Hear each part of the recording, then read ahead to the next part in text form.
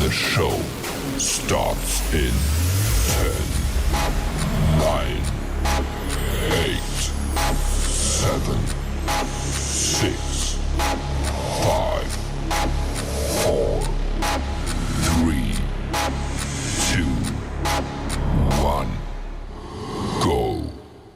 Yeah. In your house with O'Con. Hey, O'Con in your house. Hollywood in your house. Hypocrisy's head in the clouds. Curating all kind of loud. Wrestling in front of the crowds.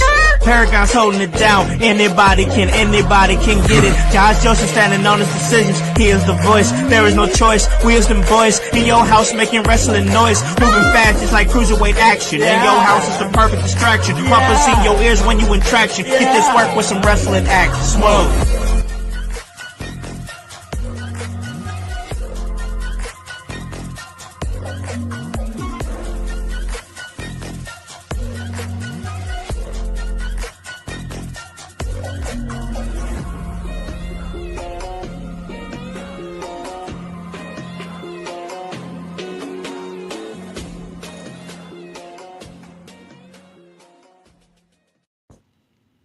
What is up, guys? What is cracking? It's the Con Man, and I am in your house. And you guys already know the vibes. Anytime you slide on through, we're here to give you that work when it comes to this professional wrestling business. And guys, we are back on another Sunday, and what a beautiful day it is to be a wrestling fan when you're here at In Your House. And joining me like he does every single week, I call him the educator of extreme. But every single day, he's the voice. Josh Joseph, what is up, brother, man? How goes it, house? How goes it, household? Are you out there? Are you being a chaos goblin? Are you a fan of Nick? Hey, we're glad you're here. We're hoping you're going to enjoy what we have to talk about because it's a lot of wrestling. And if you haven't been tuned in this week, oh my God, you've missed so much. But we're here. We got you covered. Don't worry. You'll be the smartest kid in the sandbox tomorrow. Oh, yeah, most definitely. So, bro, what a week it has been, and I'm really excited to be able to talk to you about it. I really want to talk to Hype about it, but he had some personal stuff going on, and hopefully we can get him back soon. But what me and Hype got a chance to do, though, is we got a chance to go to AEW Dynamite in Fishers, Indiana this past Wednesday. And man, it was amazing, and got a chance to really get a good look at all the talent, everything going on there. Also, I would be remiss if I didn't mention, because I know that if anybody listens to this podcast, they're going to be wanting to hear me talk about it. That's a big thank you to All Elite Wrestling for In Your House's first ever media credentials that we received. So we received the first ever media credentials received from All Elite Wrestling. It's amazing. It is amazing. It is amazing. So here's the thing. We got invited. There was a couple of denials that we got from the Fisher show. And I was pretty adamant to try to get on the show, but months ago I had put in, thinking that if I put in for it, I'd possibly get it a little bit sooner, and that is the show in Columbus, Ohio, Collision, because they were having a big weekend there with the Ring of Honor, show and everything that they were having, and so I had other bookings that I had to take, that I was committed to already when they sent it just a few days before. So with only a few days notice, I didn't want to break my commitment to the booking that I had already had and made, not thinking that this was going to happen, because I had not heard anything back. But, with all that being said, I do want to make sure I say this publicly and extend a thank you out there to All Elite Wrestling for approving In Your House, for putting on such a great show in Fishers, Indiana this past Wednesday at Dynamite that I did get a chance to go to, and I did get a chance to enjoy. But all in all, I just want to come on here, voice, and say thank you to All Elite Wrestling. Yowie wowie! Exactly. I mean, this is a big accomplishment. House, you put in the work. Because we put in the work, but you put in the work on sending the emails every single time just, hey, can we get on? Can we get on? Can we get in this? Can we do this? And it finally pays off because they've seen what we do weekly all the time, man. There's not a week that goes by that you don't get some type of IYH content. Something you Um, get something you every get week. something, and it puts in a lot of dedication. There's a lot of hours spent behind the scenes, just even talking wrestling. But weekly we come out here, we do shows, we invite people on, we have great talks with our community, and things are happening for IYH, man. Things Yes, are bro. happening. It's beautiful, bro. It is so beautiful. So we have our AEW credential. We are now eligible to, be out there and talk a little bit more AEW and know that they're giving us opportunity to come in and cover their show, talk about their product. We in there, bro. We are in there, and the next time they come around our area, I am 100% certain that we're going to be good to go, ready to go, and locked in to be able to cover anything that they cover. I mean, bro, Tony Khan was at this Dynamite talking about bringing a pay-per-view to Indianapolis. So, he was kind of maybe talking about Gamebridge. Gamebridge would be dope. So, yeah, if that happens and that goes down, you better believe that in your house is going to be locked in and ready to go to cover all things AEW anytime they come to our general area around in the Midwest. If we can make it, we're out there. It's a proud moment.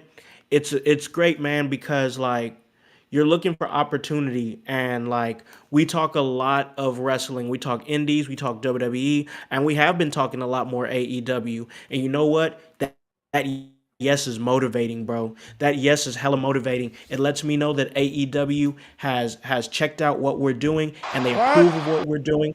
They approve of what we're doing. They approve of what we're doing, and we are locked in and ready to go. We are locked in and ready to go here at In Your House, ready for anything All Elite Wrestling is ready to bring. So, like, when I see opportunity, bro, it's like blood in the water for me. So, I'm ready to lock in and really talk about it. And I got to say, the show that we went to this Wednesday in Fishers that I absolutely can speak to and talk about. It was fun, bro. It was such a fun show. The pacing of the show was good. We got a chance to see many local talents that I've had the opportunity to share locker room with, bro. Like Jake Omen, like Ashton Adonis, like the highlight reel, like the lovely Miss Larkin, like Josh Crane. I've shared a locker room with each and every one of those athletes, and they were a part of AEW. They were a part of the Ring of Honor tapings that were made there. Man, bro, the lovely Miss Larkin, who I've worked with many a times and enjoy her work, she wrestled Mercedes Monet. Beautiful. That's Beautiful. crazy, bro. Dude, Insane. I love it. I love that because it's so fun to me to hear you say that because my first AEW show that I went to, I got to see Isaiah Moore come Oh out. And yes, yeah, yes, and I was just blown away because again, I've shared locker rooms, I've talked to the man, I've picked his brain about his creative choices, and to see that and to see that those people have made it to something that you're paying for to go yeah, and watch and be entertained by, you know it, man. And it makes my heart so filled with happiness because sometimes when you're in an indie show, you meet people and you just get this feeling just by everything they do. Everything that they do puts together a professional in your head. And then you're just like, hey man, or ma'am, if you just get to this point, or if you do this, or if you do that, and you see them do it, and then they get to that next level, dude, it gives me such, I think that's what indie's about. Being in the indie scene, I think that's what yeah. it's about. You get those moments because we meet so many wrestlers when We you're at do. a show. You never know who's going to catch, but there's sometimes just get that gut feeling like that person. Oh man, if the right person sees them, I Yep. swear to you, we are not seeing them. And I said that to people at the indie shows with Isaiah. I said he's not going to be here long. He's not going to be here long. He'll Yeah. be here, but it won't be long. He'll be gone. And Yep. he's out there doing his thing. And Wow. Just awesome times, man. Yeah, man. And to realize that we're in that loop, we're in that circle. Like, when I announced that we got our media credentials, bro, the outpouring of love was insane. And like, it was even from the talents that I just named that were out there in front of those people wrestling those stars, the highlight reel wrestling the Death Riders, and like, Ashton Adonis, and then fighting up against, Dalton Castle and them, that was crazy. And bro, it's just crazy to be like, hey, we are in that circle. You know what Yeah. I'm saying? Like, people acknowledge what we do. It's not like, because a lot of the times you get wrestlers that are like, I made it to this point, I'm too famous to comment or too famous to react to this. But like, when you get those ones that be like, yeah, I just made a big appearance, but I see that you're showing me love, let me let you know that I see that. You know Yeah. what I'm saying? No, Like, it matters. it It means really something, it does. matters. And I love when that happens. I mean, because then, then you're not a Kevin Nash where you ignored your fans for so long and now you're desperately seeking their approval on the intrawebs. Kevin, I see you. But besides that, the ones that we do get to experience and we get to work with and we get to see, I mean, you witness Sam Knight put his very last time being in a ring. You witnessed it. Yeah. You were there. You helped create it. And then now you're in the crowd at an AEW show and you're getting the credit now to, hey, we like what you're doing. Here's a pass. Come do it here. That's fucking Yep. incredible, man. Like the We're world, moving, bro. the world of IYH is moving. It's getting bigger. We're expanding. The city said okay. They approved our plans, and this house is getting bigger. And Yeah, man. I want a pool. Yeah, pool would be great. That'd be awesome, bro. Hot tub and whatnot. I'd love that. I'd love that. But yeah, bro, like I said, the show was really fun itself. I love the fact that Samoa Joe is the champ right now. Yeah, And like like he just won the title. So Eddie Kingston is most definitely like just the first challenger. They're going to be doing it this Wednesday on Dynamite. That's going to be cool to watch. But like I like the promo battle. Like, I like the fact that these two grizzled vets going back and forth in the ring. It's such a cool vibe. Like, you're not really seeing that much in WWE, where it's like these two everymen are stepping in the ring, and Joe, balding on top and whatnot. He don't give a damn. He'll still beat the shit out of you. You know what I mean? You got Eddie. You got Eddie Kingston coming out in trash panda jerseys. He's wearing a trash panda jersey, and he's just like wearing some jeans or what. It's just like, I liked that vibe, and that's the main title picture right now as far as what we're getting. And I think that a lot of that is because we're not going to be seeing Samoa Joe a whole lot more in the next year or so. You know what I'm saying? Like, I think that he's coming to that time. It's been talked about here and there, but like, I'm just gonna say it like this. I was appreciative to be able to see a Samoa Joe moment. Somebody who I've met. I met Samoa Joe when he was in NXT, and it was very cool to get a photo with him. I got a photo with him and stuff. Me and my son did. It was awesome. But like, he is most definitely, like, when I think of Samoa Joe, dude is a legend. And it's not because he did legendary things with WWE, it's because he's done so much legendary stuff with wrestling. And the fact that he's the AEW champion right now, it's such a cool vibe. I enjoyed the promo. I thought that was fun. That was real cool. The Continental Classic. I'm really like sinking my teeth and kind of figuring out what the Continental Classic is. But bro, I got to see an Okada match. I was happy to cool. see. Yeah, I was happy to see the Rainmaker, bro. I haven't. I was in the crowd with hype and talked about it. I haven't seen an Okada match in person in 7 years. Wow. 7 years. It was when I went to the Ring of Honor New Japan collaboration show in Columbus, Ohio. Shout out to Columbus, Ohio. That's where we got our credential at, and where we'll continue to keep our credentials with AEW. But it was there, and it was a great time. And that was the last time I got a chance to see Okada, and that was fun. Kyle Fletcher is another guy that I'm interested in, and he gives off a lot of Randy Orton vibes, but he's got a really good look, like cut, like Supercut, and I love the fact that they have Don Callis with them as his manager, because Don Callis knows how to draw heat. Like this is just me, like somebody who hasn't got a chance to watch a whole lot of AEW, and it's almost like I'm watching it for the first time again because I've been watching like pretty consistently since Blood and Guts, because Blood and Guts was fire. I mean, I'm sorry. I mean, I am sorry, but Blood and Guts was better than War Games. It just was, in my It opinion. It was. was. It was different, and I get it, but I enjoyed it better. That's just me personally. Yeah. But No, I agree. like since following, like I've enjoyed what I've been seeing, and like you had the like you had the holiday death match or whatever with the ladies. That was cool. I enjoyed it. Little gimmicky, especially there at the end. But my match of the night by far was Claudio Castagnoli versus John Moxley, both members of the Death Riders fighting in the Continental Classic. Bro, I promise you, voice. Like when I watched that match, I was like, I wish Voice was watching this match with me because it was hard hitting. It was like they were killing each other.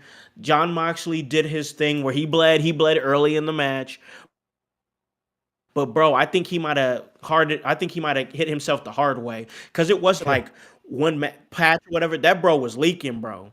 Like Yeah. that bro was leaking. What is up, OG Tony, my dog? What is up? But that bro was leaking. But it was a hard hitting match, and I thought for sure Moxley was gonna win. But with the big like one final big like flying European uppercut, Claudio won it, and I was surprised, bro.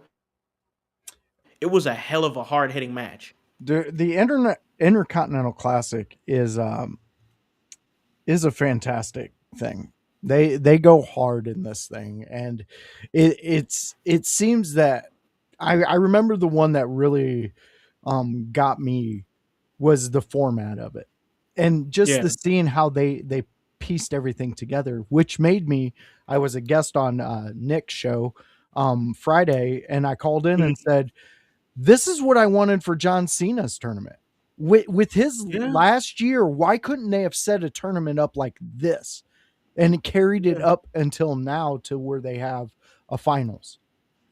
It would have been Yeah. more compelling. You would have been having more new faces because Nick's wife, she made a great point that I Mhm. hadn't heard. But what I hadn't heard from the female perspective. I think you might have brought it up a couple weeks ago, but we Mhm. haven't seen as many new faces and rivalries in this tournament to call Yeah. it a John Cena tournament. You know what I mean? Like Yeah. they could have done so much more with it. And I think if you were to have another year long retirement tour, this might be a page you take out of AEW and use for that to kind of just build it more, because to me a tournament to face John Cena for the last time he's going to be in a ring is way more than any title, is way more than anything else, because it's something that you can build stories on later on, and then you can Yeah. even it builds you up to where you can tap into the end of your career. So that's where I'm Yeah. at with that. I don't know what your take is with it, but that's where I'm at. We got the chat flying right now. It's flying, bro. It is most definitely flying, bro. And here's the thing. I enjoy what they're doing with the Continental Classic. I think with WWE, I think that they're very one way with like tournament format. You know what I'm saying? An 8-man tournament, single elimination, and that's that. You know what I'm saying? I think that AEW, they're thinking outside the box with this. And here's the thing: I've never really got a chance to really sink my teeth into what it is. But when I look at it, I'm looking at records. I'm looking at points right now. Kyle Fletcher is the leader of the Gold League. Claudio Castagnoli is the leader of the Blue League. And I'm like, bro, I like this because there's so much thought that's put into it. I'm looking at, and I'm a numbers guy, bro. I'm a guy who likes tournament based competition. I like numbers. I like records. So this is right up my alley. And yeah, it's crazy how they're doing it, but it was even crazier the fact that I got a chance to sit in for those matches and check out how the Continental Classic plays out. It's definitely a great it's like it reminds me of like an in season tournament for like soccer or like the NBA is doing now, the NBA Cup. Like it reminds me of an in season tournament, and what they're doing with it, bro. I really love it. No, I do too. I think it's genius because you said it best. You like numbers, you like tournaments. You think you're the only guy out there who does this? I mean, we have a whole month dedicated to one tournament. Yes, So sir. like and You are here's absolutely right. here's the thing. Guess what? Women like it too because they also have their own tournament in which they watch and they go in on. So here's what the thing. AEW is seeing that. Here I read a thing, and it could just be a bunch of jackasses out there saying things, but we're going to talk about it here because it's related to this. But I read a thing where uh, Khan, who bought WWE, he's saying he's not listening to the fans online. He's not listening to the negative and all that. He's just focused on what they're putting out and where they're going. And that's fine if you want to be that way. But this is wrestling. This is a whole different type of beast. This is a beast in which the fans make you or break you. Because what are you going to do? Pay a bunch of other people to fill your arenas? If if wrestling fans were true and actually stood on the 10 toes in which they fucking type on their keyboards or on their iPhones, and you stood the fuck up and you said, I am not paying for this product, you would make a difference. But we don't, because the people who would do this, there's 10,000 behind them that will jump on those tickets. Yep. They'll jump on them. Yeah, they're going to pay people to come there. I have no doubt that all those celebrities are getting paid to be there. There is no listen, I understand there are celebrities that love this stuff, but those are the ones you don't see on camera. Those are the ones who are sitting further back. Those are the ones who are enjoying the seats that matter to a fan. Not all the front row seats are the best. Yeah, are you going to get No. interaction? Yeah, of course you are. But have you ever been second level, seeing right out at the entrance where you can see the entrance and right where they get into the ring? So Yep. all their hard cam shots, they have to play to you. So it's like your own fucking virtual reality of fucking watching a show. It's fucking amazing. It's not front row, but it's fucking epic. I've seen Scott Weiland of the Stone Temple Pilots, and the only reason I got this ticket was because in the middle of his show, he goes specifically to a point in the stage, and I got to be there for 5 minutes just to witness a man who I appreciate sing for 5 minutes right in front of me. Yeah. Though if you're taking those fans' experiences and you're saying, I don't give a fuck about that, I only give a shit about what you guys see and how big I can get the product and how many networks I can go across, that's fine. But it's going to ultimately destroy you. Rome Yeah. has fell. It Yep. fell a long time ago. It can fall again. It can, man. And here's the thing, like, and we're gonna continue this conversation because we're gonna talk about the conclusion of the John Cena tournament, who won, and things past that. We have SmackDown that went down and everything. But like, just mainly what I want to say is I enjoyed I enjoyed being able to go to a free AEW show. That was awesome. That opportunity came up. I enjoyed it. It was a fun time. Those I mean, bro, I will say this, bro. There's some fans there that need to, pull up their pants, bro. We had somebody up in there, bro. He was sitting in front of us. The guy next to him was real cool. We was talking about some of the matches, like seeing Kevin Knight versus Kyle Fletcher. I was like, those two are about to bang.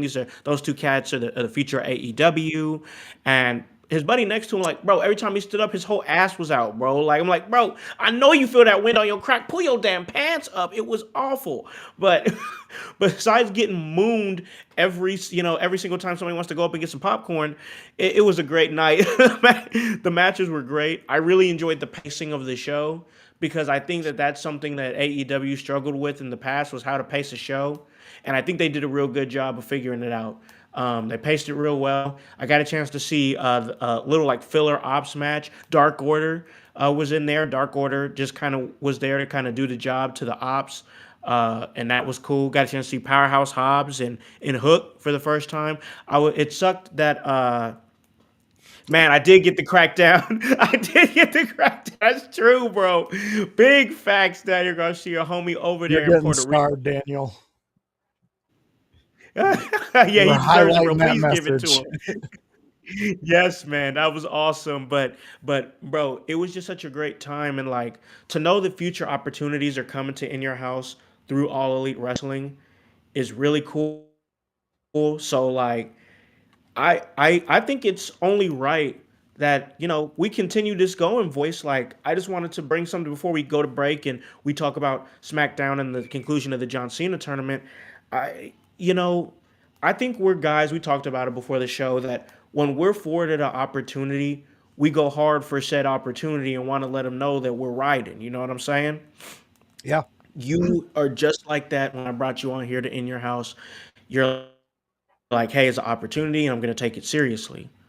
You know, we because of prior obligations. Once again, if it was not for prior obligations, I would have been driving my ass up to Columbus, Ohio to be a part of this event. No questions asked. I'm just somebody who feels like if I have bookings, I got to honor those bookings. You know what I'm saying? Like respectfully.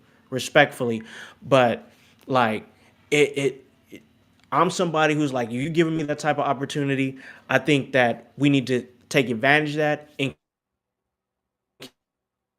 continue. So like we're doing some shifting here in programming once again. It seems like that, we kind of just go with the flow, you know what I'm saying? Especially in December. As you guys know, I turned down in December, so there's gonna be times where we're not gonna have shows and it's the December turn down. Hopefully that changes here soon with some other opportunities that I got going, but I can't talk about that on the show, to where maybe December won't be such a bad problem anymore. But like our loyal ECW watch along listeners, viewers, I want you to know that that is not going away. We've been experimenting with the animation conversation, and that's been great, but we see opportunity. So before we go to break, I want to make these announcements right here, and then we're going to have Voice give his thoughts on it. Loyal ECW watch along fan base of the household. The Thursday show that we do, the ECW watch along, in the near future is going to be moving to Wednesdays. So it is going to be Wednesdays ECW watch along. We received this opportunity from AEW. We received our credentials to cover the Continental Classic. Okay? We're covering AEW, we're covering the Continental Classic. So Thursdays will now be a dedicated AEW show where we talk Dynamite, where we're going to continue to cover the Continental Classic. We're going to be doing a Thursday AEW show, so expect that. Some programming notes right there. Voice. ECW watch along we've built it for the last year, not going anywhere, just moving a day to Wednesdays. Thursday, we are now going to do an all elite wrestling show. We're going to be covering the Continental Classic on Thursdays now, bro. What are your thoughts? I'm looking forward to this. When I started with IYH, I was covering the Saturday show Collision, doing a Yes, weekly you were. watch along Yes, with you it. were. I enjoyed it, and I said once I left that, because of AEW and what they were putting out, the product. I said once they go back to what I enjoyed, I'll be back, and I think that's where they're at. So I think it makes the most sense, especially with the opportunity that was bestowed upon IYH through Us as a team, AEW. yes. I think it's the smart move, and there's fans out there that we have. Daniel Garcia, one of them. Pay attention. Thursday, we're going to be discussing nothing but AEW. So Mm-hmm. that's going to be where we're going to get the AEW coverage. We're going to do exactly how we do with WWE. We're going to cover the matches. We're going to cover this tournament. We're going to give you our take, Yep. Cover the good or storylines. bad. It's just because they Yep. gave us an opportunity doesn't mean we're ready to insert penis in mouth. That's not what we're doing here. What we're doing here is Honest opinion. honest opinions. And we said, me and House both said months ago, once AEW picks it up and starts putting out what we enjoy, we're going to be there and we're going to cover it. And we've stuck true to it. You gave us Yep. blood and guts. Now we're going to give you our time and we're going to discuss AEW. We're going to break down matches and we're going to have fun with it. Monet is going to be a discussion on there. Come join us for that. There's been some really good takes coming out of IYH on Monet's Yep. legacy. And like me, for example, I did a complete 180 on her.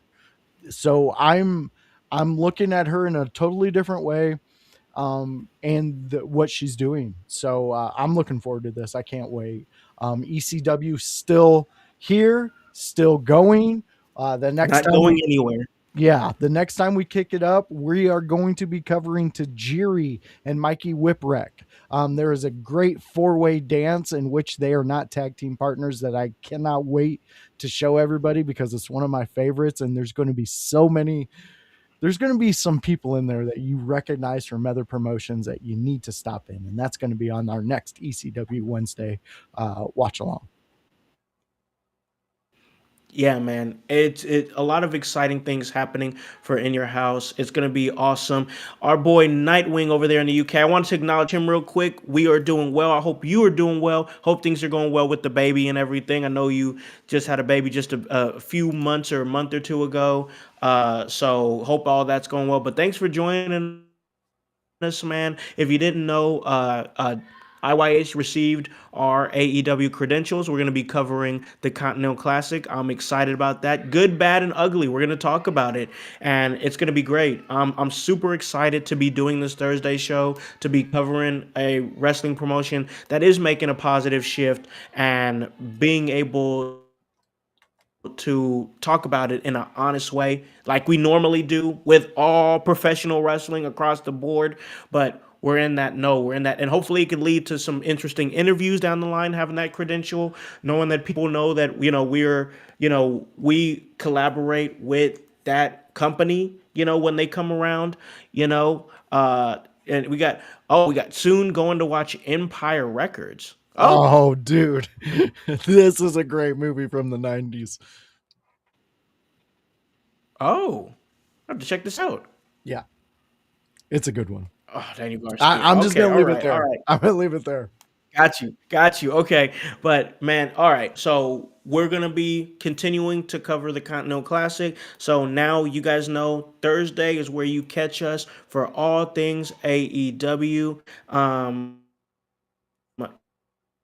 It, it's gonna be great. But listen, we're gonna take a break. We're gonna pay a few bills, and then when we do come back, we are going to take the opportunity to talk about the Last Time Is Now tournament, everything that happened there. We all know that Gunther won it. It was reported months ago that Gunther was going to be the one to win this thing. We're going to talk about it. But hey, we have to also talk about WWE past the last ride. Are you going to continue to watch? Will WWE keep you locked in? Are you going to be able to keep up with all the different apps? Hey, the next time they have a PLE, it is going to be exclusively on ESPN in Saudi Arabia. We're going to talk about that and so much more on the other side of this break. Hello everyone, it's the Pope Elijah Burke, founder and president of the Love Alive charity. I wanted to take this brief moment to share with you my charity's continued humanitarian efforts to positively impact the impoverished communities in and around the greater Jacksonville area. This cannot be possible without your support. If you'd be so kind, please take a moment to visit our website, love-alive.org, to learn more about the charity and its mission. Also, feel free to donate to our 501c3 organization that operates off of the donation of the public, which is you. Whether that be by website or via Cash App, $1 help makes a difference in the lives of others as we continue to positively influence many people by being the change that we wish to see in the world.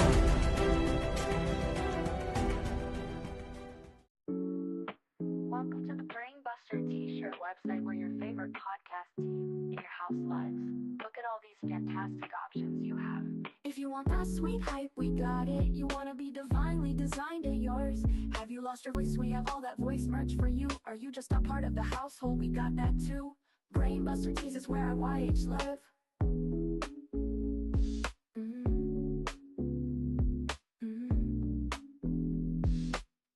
Brainbuster Tees is where IYH live.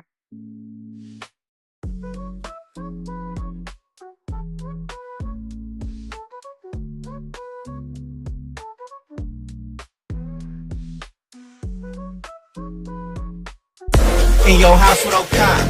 Hey, O'Con, in your house. Hollywood. Emerge faithful for coming out to Emerge 91 Blood and Bone. Since 2019, I have been the executive producer of the In Your House podcast. Since 2021, I've had the opportunity and the privilege to be a part of Emerge Wrestling in Columbus, Indiana. The honor and the privilege to tell all of you right here in the middle of this ring that Emerge Wrestling, in collaboration with the In Your House Network, will be at the Squared Circle Expo this March in Indianapolis. Indianapolis, Emerge Wrestling in your house. We'll see you in March. Hey, O'Con, in your house. Hollywood, in your house. Hey guys, welcome back to In Your House, the Sunday house party. Myself and the voice Josh Joseph are giving y'all that work. And hey, a lot of things going on in the wrestling world. I was just in Fishers for Dynamite. Hey, we got our AEW credentials, first time ever. You know it's gonna be a movie anytime AEW comes around our way here at In Your House. And I got a chance to get back in the gym. I'm making all kinds of moves right now, ladies and gentlemen. I'm a man with motion, as I'm proud to say, and I got to keep that motion in the gym. And listen, because I got a chance to get back in the gym, get those gains again, it was a minute because I had taken a couple weeks off. But hey, I got back in there and I wasn't sure if I was going to be able to do it. But with the help of Goalie Nutrition, I was able to get back in the gym and get right back to it. Able to keep that focus with Matcha Mind gummies. Able to keep that energy up with the apple cider vinegar gummies. And listen, man, when I need to restore, I just get those ashwagandha gummies and I'm ready to chill out, relax, and just vibe out here at In Your House. And hey, you guys can get your wellness journey going. All you got to do is go head on over to goalie.com, use promo code IYH, get that 10% discount off, and let them know that In Your House sent you, and check out everything that we're doing on Apple Podcasts, Spotify, YouTube. Hey, we're on X right now too. We are on Twitch. We're on Facebook Live. Hey, we are doing it. And listen, man, brother, we had the end of the last time is now tournament, and I have a couple of questions. First off, oh my gosh, it's Gunther. Can't believe that he did it. Can you believe it? It was Gunther. I'm completely shocked. And my second question is, who in the hell did LA Knight piss off? That is a good question. It seems like LA Knight is someone, I think in the chat put it earlier, the Dolph Ziggler of WWE now. And didn't Dolph have world titles? He did. He ended up being a guess world champion. you can't compare him to Dolph. Oh, God. I just look, however you want to celebrate or like LA Knight is your business. I'm with Jones on this one. I don't understand the gimmick. I don't get it. It doesn't appeal to me. but I guess he's He not doesn't meant for connect, me. bro. He doesn't connect. I No, mean, he he doesn't. connected. And okay, here's the thing. Let me clarify that because people are saying, "Oh, well, he gets pops. He gets over live." Like, I get it. He does. He gets, but like those, we're living a culture where people are in wrestling and looking for something to chant. So it's easy to say, "Oh, hey, Knight, yeah," but Yeah. like, why should I care about LA Knight? They tried, like, he doesn't tell stories, bro. It's just the same shtick over and over again. Well, I'm gonna come in and I'm gonna do this to this thunderhead or this dummy or this or that, and then I'm gonna come in with everybody saying L.A. Knight, yeah, and it's like, bro, like, Girl. you're unrelatable. You're not telling me a single story. You're just the same guy every single time. Like, he's got it. I'll give it to him. He's got a good shtick. It's people can chant it for sure, but they could also chant yeet at the same time while the internet is saying that Jey Uso's a terrible professional wrestler. So like, you gotta be more than just a catchphrase. And right now, I think that that's all he's got right now. No, I'm there with you. And anytime I see him on the card, I'm just I can't anymore. It's like Drew McIntyre, really. And I mean, they're both Uh, in the same boat. And Ivy Niles the one fucking at the helm, making sure they don't hit the iceberg. So good luck there. I mean, she's not gonna have any expression if you guys are going down, so you won't know any difference. Botox, But bro. dude, it's mind boggling. But what saves me is the young talent coming up, the ones we are seeing with Yeah, charisma and things like that. And that's a thing that's missing with some of these people. Charisma. Yes, does yeah. LA Knight get a pop? But like And he's House got said, charisma, but I just he don't tell stories, bro. he I don't don't tell see it. stories, and he's a character just to get the fans to pop and go wild. Mr. Iguana does the same thing. Like all these people out here just being like, "Ah, this guy's this guy's that." Okay, we get it. You like him. We get it. But you're not going to alter reality and change the masses' opinion on it when we see weekly. Drew doesn't carry a storyline. It's the same fucking thing. Anytime that they want to build up something with somebody and get a blood feud, they get Drew McIntyre and he gets mad. Oh, I'm the Scotsman. Here's my kilt. Who cares? Carry a sword. Wow, you did it. Ooh. And then you go to LA Knight. Okay, what are you changing about you, bud? Different sunglasses? Huh? Your eyes look like the crazy uncle that mom and dad tell you not to really associate with.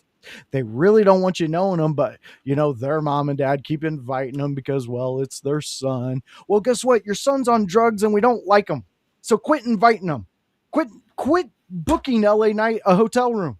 Quit fucking giving them a ticket to go to the shows. Just give them the message that way. I'm tired of watching LA Knight. I'm tired of watching Drew McIntyre. And I'm tired of Ivy Nile being even anywhere near on a fucking roster. When I see all the talents that should be up there, what the fuck are we doing? Why is Oba Femi not on the fucking weekly with us already? What are we doing? Here's the thing. Um, with this talent, with guys like LA Knight, you think about LA Knight, and I'm like, bro, LA Knight's like 40, bro. Yeah. He's still like 40 years old. You know what I'm saying? And I get 40 is the new 30. I get that's what everybody says, especially in wrestling. But like, LA Knight is at a point where it's like it's time for him to try something different. It's like you said, with Drew McIntyre.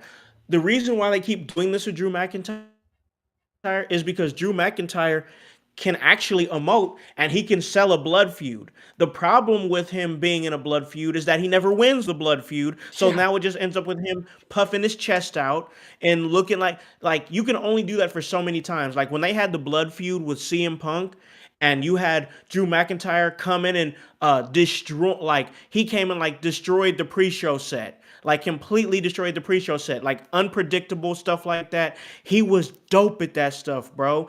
And even like when he was beating up Cody in his, in his tour bus, and the aggression that he showed from that, I liked it, I enjoyed it. But the problem with it is that we end up with the same result every single time, and that it's like, oh well, oh, he's a big badass and puffs his chest out when he can assault Cody from behind, but then when it's time for a one-on-one match, he can never beat him. And the thing with LA Knight is that, LA Knight is a guy that, by all intents and purposes, should probably be a world heavyweight champion. But remember, we come from a time, me and you, voice, we come from a time, and here we go. I might be sounding like an old man yelling at the clouds, but we come from a time in the 90s where not everybody won the world heavyweight championship. Not everybody won Exactly. it. Not everybody's world championship material. Get over it. You know what I'm saying? Like, there's guys that we might have thought should have been world champion, and the brass didn't think that they was a world champion. So maybe they just don't think that LA Knight's a world champion, and that's that. One guy that we've talked about for many years now, and we all always allude back to his in ring because we loved it. Dean Malenko. Could you imagine a world title run with Dean Malenko, just for even if a month? I would Yeah. have fucking loved it. The Yeah. smallest they went to was Benoit. Yep. They If went to we're going Eddie as well. Eddie was another one. Eddie, yeah, but to me, Eddie still had the size. I mean, just He in beefed a up a way, lot, though. yeah, He he beefed beefed up a up. lot. I mean, things help, and getting in the weight room helps. Like he did beef up, but it would have been kind of cool to see a Malenko world title Yeah. run, even in WCW. I would have kind of liked it. Like Yeah. imagine Dean Malenko in the Four Horsemen getting the world title while in the Four Horsemen, and all the chaos that would have created inside the Four Horsemen while the NWO and Ravens flock is trying to get in there at any point in time. Because if you have Dean Malenko as your world title, that gives Billy Kidman a chance to try to jump in there. It opens up the entire, when you have somebody like that winning the world championship, it opens up the entire promotion because people are like, if he can win it, I can win it. Exactly. And then that traps us as a fan. Yep. We started imagining once Benoit won it, once even Jericho won it, in the way that Jericho won it. Like that opened up doors for guys that we thought were only going to have an Intercontinental Championship run at that time because of the era we grew up in. Yeah. So I think we need to come to a conclusion. What do we want our world champions to be like in the future? And Yeah. the future I'm looking at with a face champion, you're looking at somebody who is going to be hooked into social media. They're going to be saying catchphrases and things like that maybe guys like us don't understand yet, but that's Yeah. going to be our in Yeah. into the world. You know what I mean? I get you. I get you. Listen, let me go to the chat real quick because I don't want to ignore that. The chat's blowing up, Yeah. bro. It is blowing up. Good shot And at taking some shots. I seen that, but I want to go back to OG Tony. He said, "Do you think a heel turn would help LA Knight?" Honestly, yeah. I don't think it would hurt. I don't think it would hurt anything. Like honestly, the whole yeah stuff, shelf it because where he's at now with the yeah stuff is the ceiling. It's the ceiling, bro. We've proven that we're not going with you. We're not going with you as a world champion. We're not going with you as Cena's final opponent. You're just meant to be one of those guys. Like maybe his story is he's supposed to be the almost guy that never got there, and maybe this is a big old ploy to lead us to LA Knight winning the Royal Rumble in January. I don't know. I don't want to see it, but I don't know. But the thing about it is this. I don't think a heel turn would hurt him. I think it would reboot and revamp him and give him something new to hang on to because he's somebody we know he knows how to get over. So give him an opportunity to get over in a different way, and maybe that could crack it. Maybe that could be the thing, a character change. We've seen it a million times. Look at Roman Reigns. When he went from the big dog to the tribal chief, it changed everything. Sometimes it's that one tweak. Because where we don't like LA Knight and are not fans of LA Knight, I think we all could agree the charisma is there. The money-making opportunity is there. He's built great. His matches are passable. You're not saying he's a bad wrestler. He's, maybe slightly above average wrestler. You know what I'm saying? It's all there, but let us see it in a different way that kind of fits because this, oh, I'm LA Knight, yeah, kind of pseudo Hollywood guy, but more of a shit talking badass. It's not working, and we're not riding with it to a point to where we look at you as a world champion. Maybe some tweak would change it. So, all in the grand scheme of things, I do believe that a heel turn would actually help him. Yeah, I could see it. It would definitely be a new chapter for him and something to for fans to actually maybe look at him and give him another chance. So I mean, because we're all about giving guys chances once something works for them, Yeah, especially because that's how you get a fan. That's how you get people paying attention to you. There's others out there who maybe don't have as many names behind them that we do pay attention to because of the work they're putting out there. yeah. And rib shot. First off, let me say something to you real quick. Like, Let me talk to you, fella. we're talking WCW, okay? They had the finger poke of doom.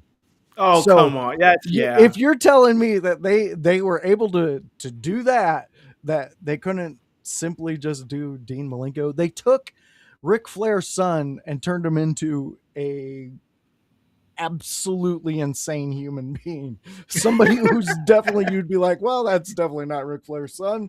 There's a bunch of different things. So yes, I do understand where you're coming from. I was just saying, imagine a world if they would have done that.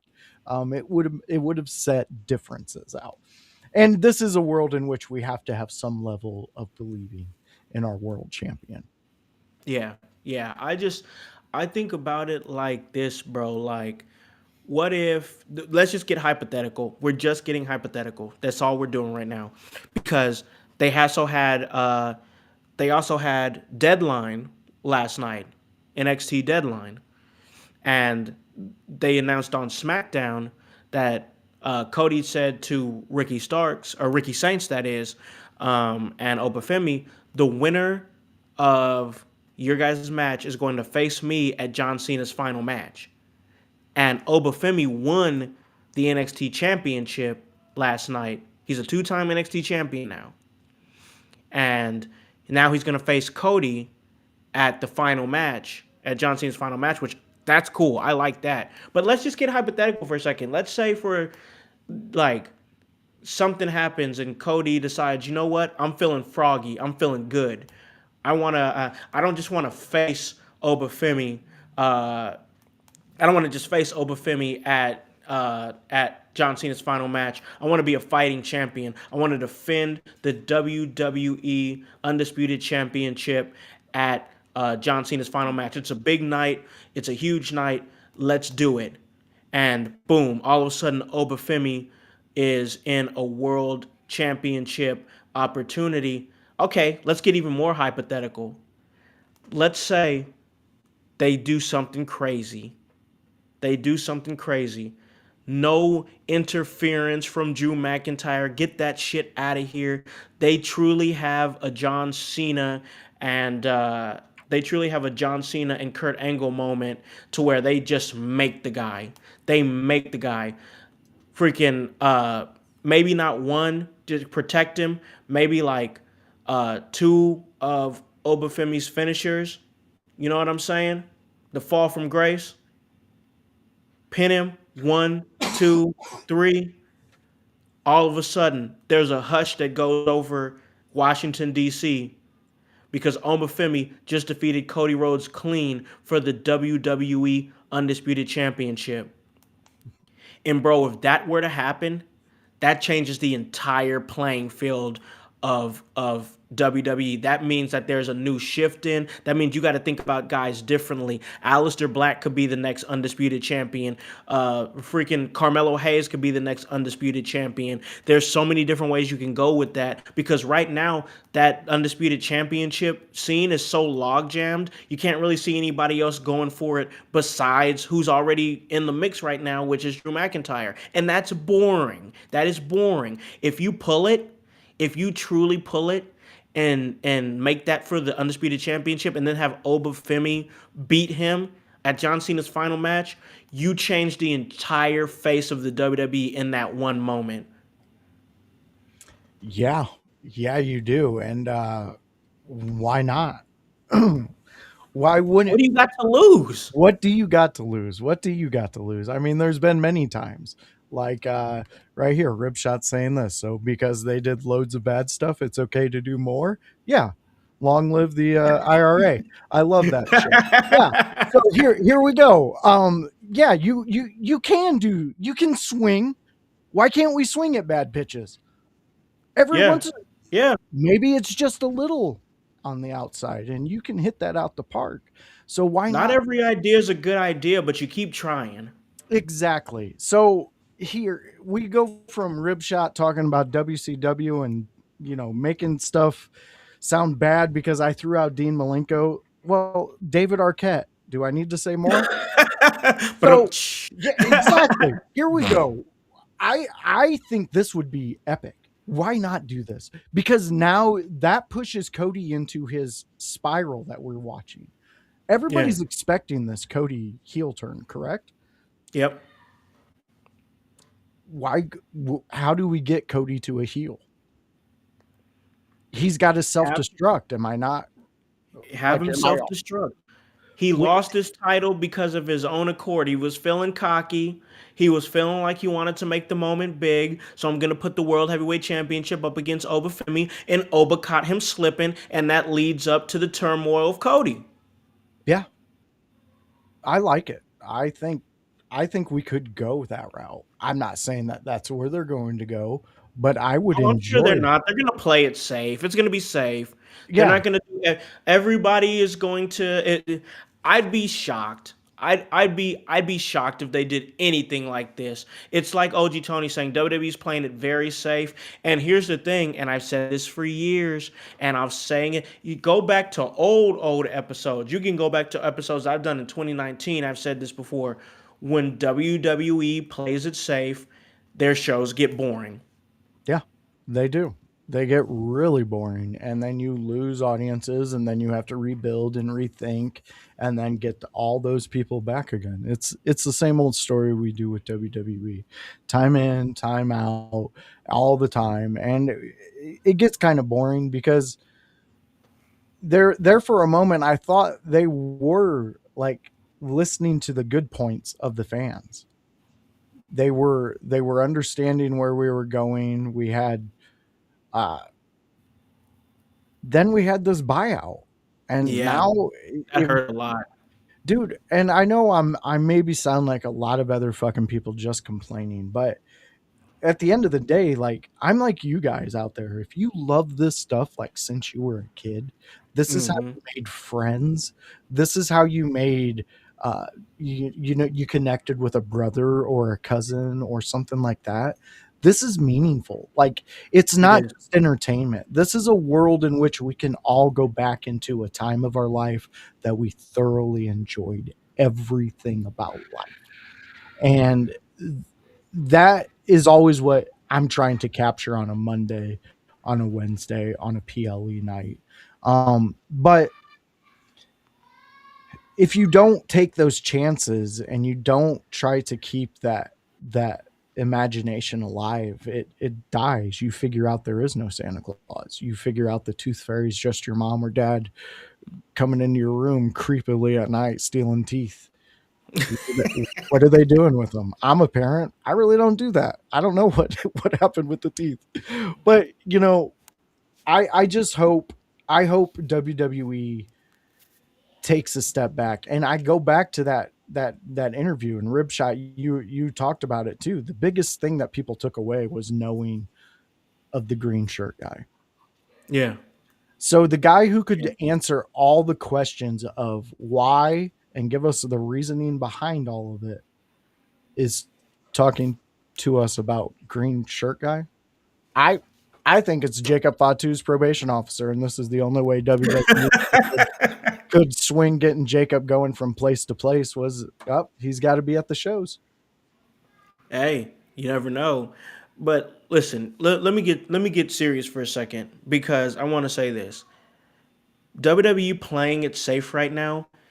Oof, it's tough, bro, because you're now in a world where you are asking people to pay for Netflix to watch Monday Night Raw.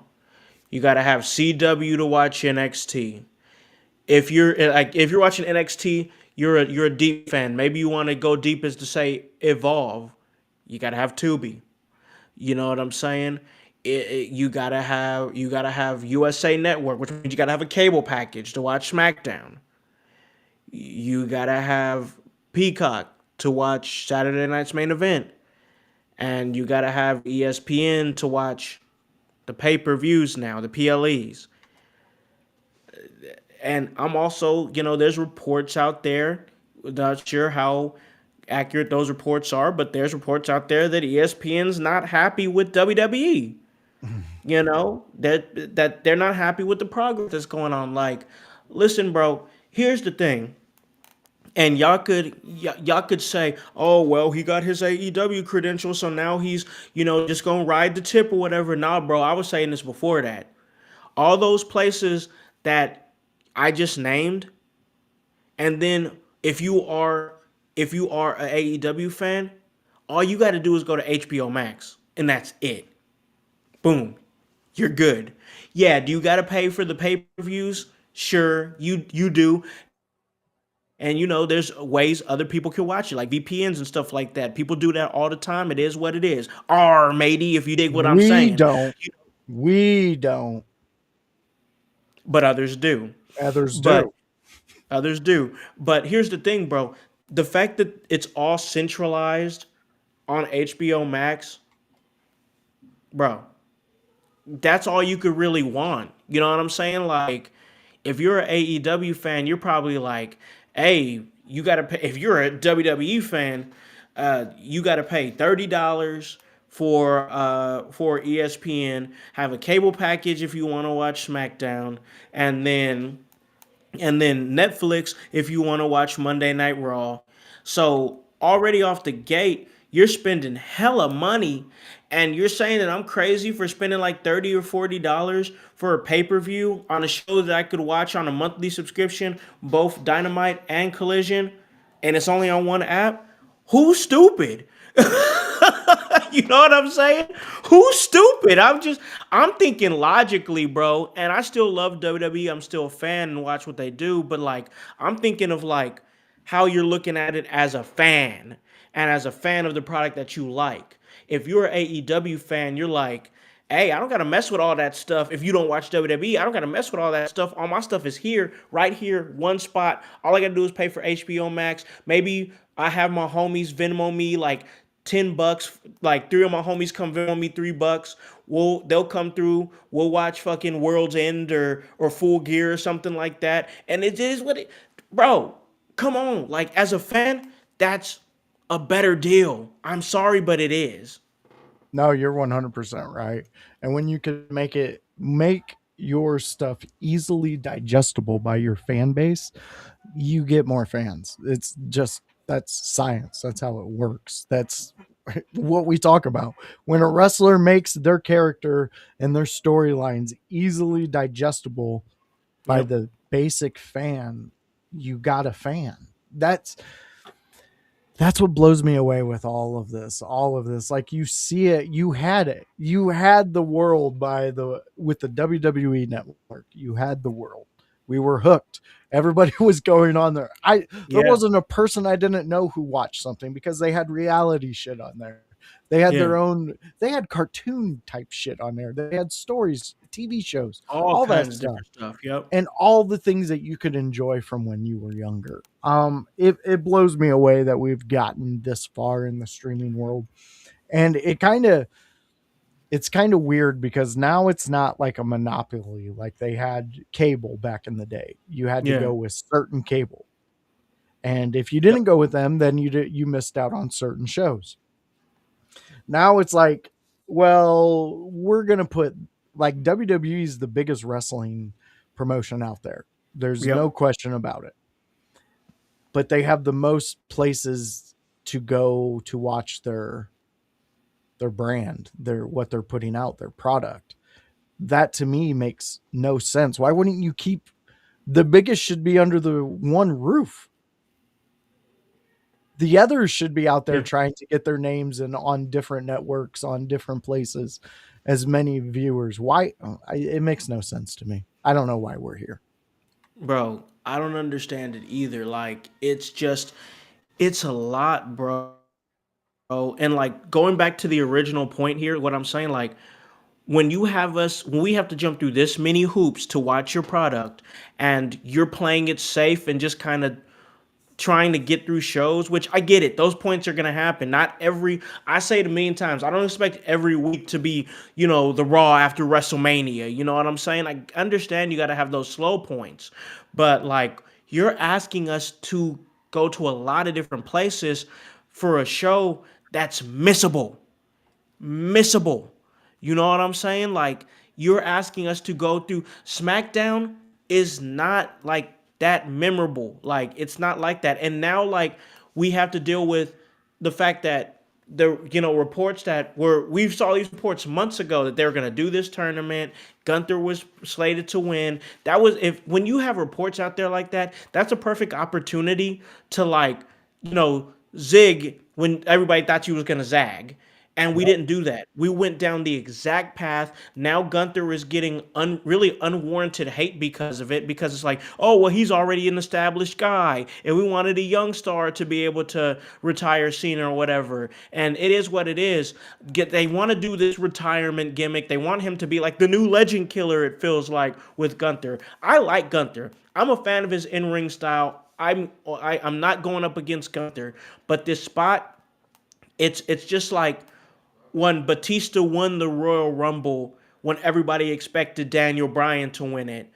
It's like a right guy, but in the wrong place. You know what I'm saying? No, I know exactly what you're saying. Um, it blows me away. It truly shows that management uh, above the WWE people who are making the calls are not fans. We sat through the timeline of Rey Mysterio being world title holder. You remember that house? Yeah. Rey Yeah, I Mysterio do held the remember world that. title. Yep. So you're telling me you can't make a young kid the new legend killer? Why not? Why can't you make a young kid the new legend killer? Then you Yeah. have him for longer. And then here's another thing that blows me away with this all these different apps and all these different networks. So when you could have had all your money in house for all your content, you decided to ship your content other places so you could only get percentages of the overall money you could get for your content. Make that make sense for me. Oh, man. How I how how do you rationalize that when you could have all the monies for all the contents and bro, under here's the thing. They've they've pushed out so much of their content like all the advertising and the Netflix deal and the ESPN deal and TKO buying them out. Here's the scary part about it, bro. They can never go back. Like with everything that's tied up into it, it would be so much for them to go back to family owned. Like TKO would have to sell the company back to the McMahons or another family. You know what I'm saying? So like, and I don't see that happening. It, it's like I've said before on this show, and this is once again not a bias. This is stuff I've been saying. Like it's crazy. We've been seeing it beforehand. There's only one American company that's exclusively family owned right now, and it's no longer WWE. It's AEW, and now we're seeing the downside of when corporations get a hold of the entertainment of professional wrestling and they want to, rightfully monetize it. But the problem is they don't know the audience like that. Only people in wrestling know wrestling's audience and who to play to and how to keep those circles going. Can you have advertisements and stuff? Yeah, absolutely. But like when you price out your fan base, like, bro, I went to this AEW show. It was not on my dollar at all. You know what I'm saying? Like, bro, there's no way I can get into a WWE show for free. Like, bro, Wow. are you it's the to me in my mind the scales are kind of tipping because they're going for a different fan base, them being WWE, and AEW has a chance to swoop up the fan base that is wanting to, have a more affordable, realistic, and alternative brand to follow. No, I agree with you. I think we're right now we're in that society where everybody says they're smarter than they actually are, and if I were out there, I'd be pitching things like instead of all these commercials, we need more product placement during promos. We need more of this. We need more of that, because in reality, right now, the people who are digesting the content, we're mindless zombies at some point. Some of us are using this as an escape from what they go to every day to be able to afford the product that you're putting out there. And some of us are willing to sit there and just eat whatever you're putting out there for us. So in that, you have the leverage, you can play, you can make people. And I see Ribshot in here saying bigger audiences, and I like his comment up there. I think we need to hit it, that big comment he put up. But you need, when you're going after audiences and even more bigger audiences, you can play in that world where you're doing more product placement. You have Liv walking out with a Pepsi, you have or some the face walking out with a Coke. You could have battling brands on the same show, Yeah. things like that. I just think the clothing lines, things like that, I think they're missing out on a lot of opportunities because they're not wrestling eye looking. They're not looking at it through like wrestling eyes. No, they're looking at it through corporate eyes and the way they've monetized like UFC and stuff like that. Which another thing, UFC is now, they're going to be entering a time where their expensive shows are now going to be easily, watched. If you have, I think it's like Paramount Plus, and like it's a weird time right now where I think that like businesses like UFC are gonna definitely expand. Already, good on business. AEW is, I think their numbers are gonna go up based on a wayward fan base that's looking to continue their love of wrestling, but watch it. But I think that WWE is really, really looking more towards international. I think we've seen that. Ribshot says it's the other way around in the UK. Everything WWE is on Netflix, AEW is on TV 2 days after it airs, unless you then pay for Fight TV or something. But then you have to pay for all the pay per views. So like that just proves my point to say that it seems like WWE is more focused on like international. They can eat people internationally can attain it a little bit more as far as like watching it on TV. And then they're starting to get shows now that they're beginning to get, and now we're starting to move like some PLEs over there.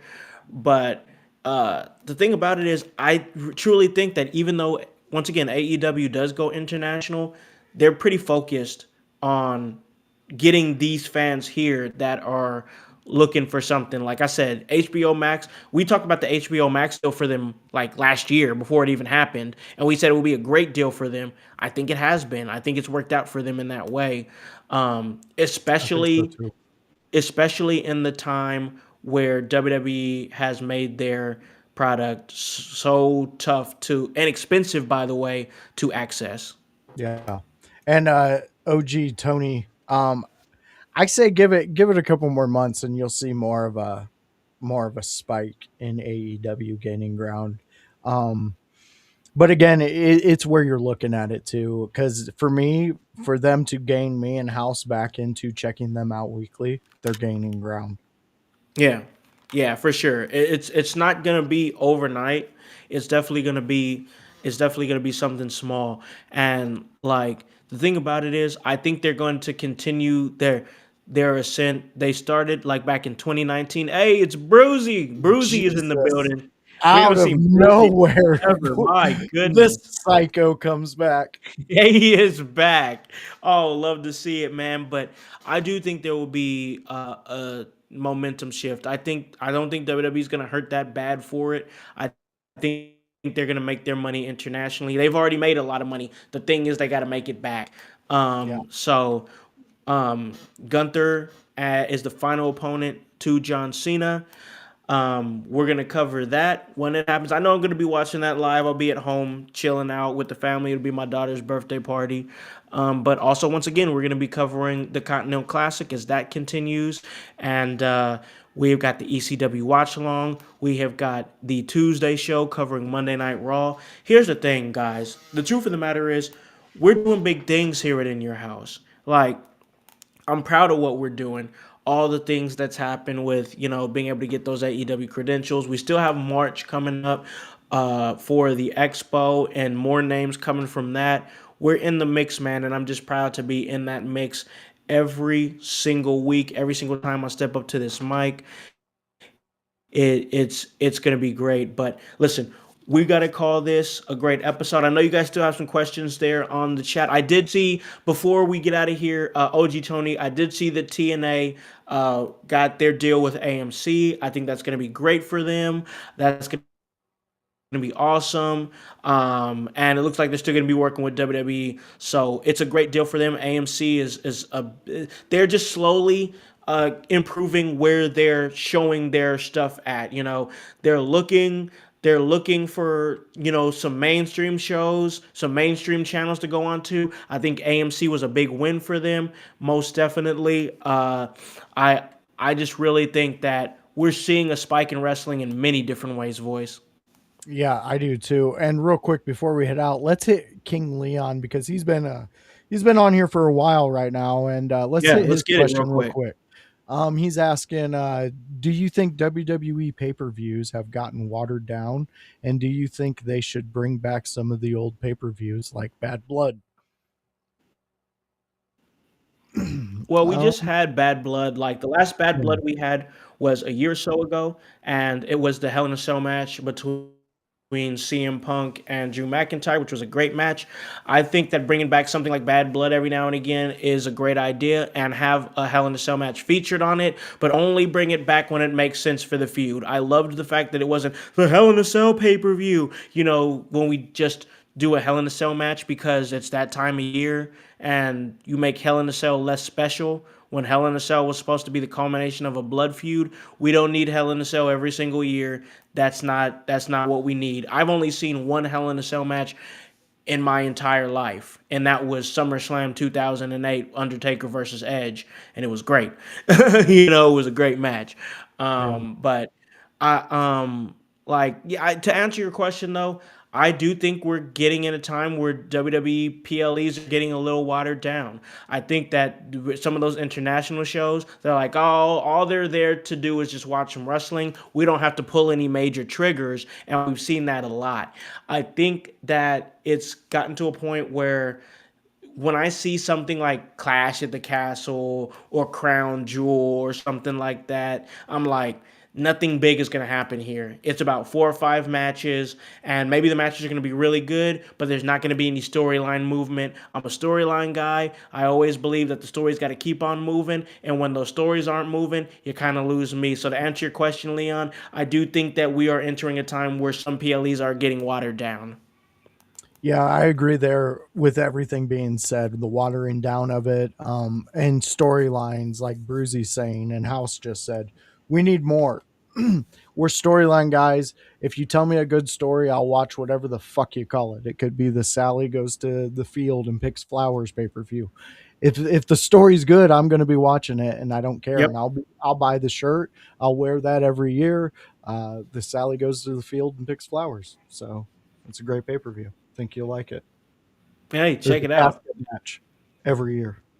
There we go.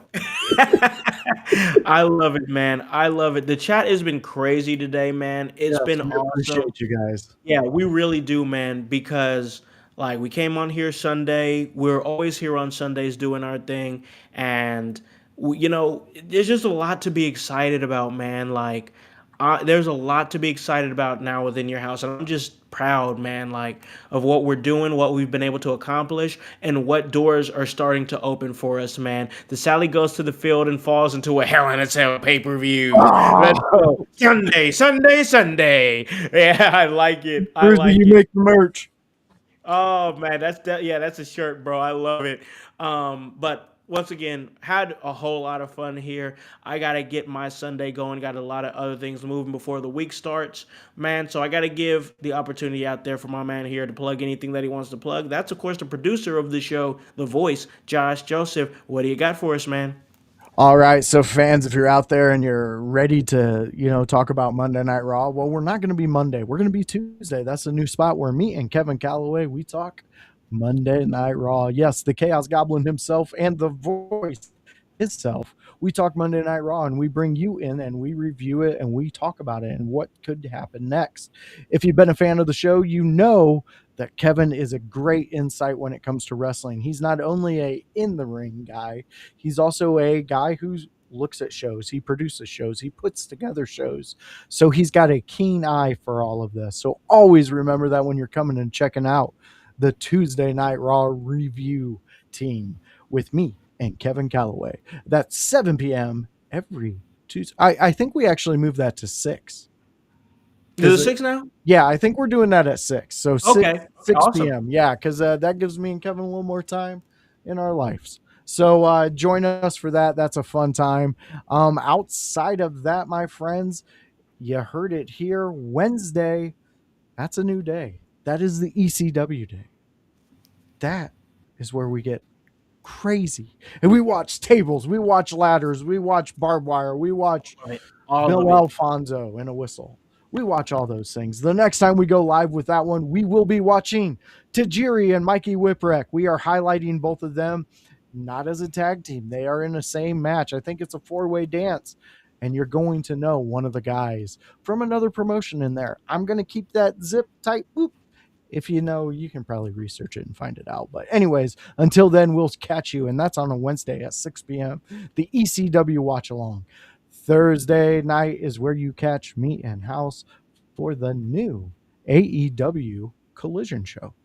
Is it the Collision or Dynamite? Dynamite. We're gonna be Dynamite. it's Yeah. gonna be our no, you're good. Our Dynamite review show. We're gonna be reviewing Dynamite, and hopefully we can squeeze some Collision in there. So I wanted to take kind of both because we might be watching some Collision, and we want to cover what happened on Collision the week before that. So it's just an AEW review show altogether. Mostly Dynamite because it's gonna come the day after Dynamite, so we'll have a fresh mind on that. But yes, there will be some Collision covered in there as well, and I'm excited Okay. about starting that opportunity. But yeah, man, I know you have a whole lot of things moving. I know sometimes Saturdays you have a really cool show that you do with conspiracies and everything. Why don't you talk about that a little bit? Yeah, Saturdays I do a conspiracy show, Conspiracies SCs. That's with me, Viking Storm, and the young Jamie herself, Luna. So we talk about weird shit. We talk about a lot of conspiracies. We're in the phases of reconstructing the show because a lot of feedback from it is you guys need to stay on task. And yeah, we do. That's why we hired Luna, and she has kept us on topic a lot of the times, but we put too much into one show. So we're going to be narrowing it down. It's going to be more like a news type show in which Oh, we have okay. one subject, we talk about that, we try to give you as much information as we can, and then we let you know what we're going to go on to next.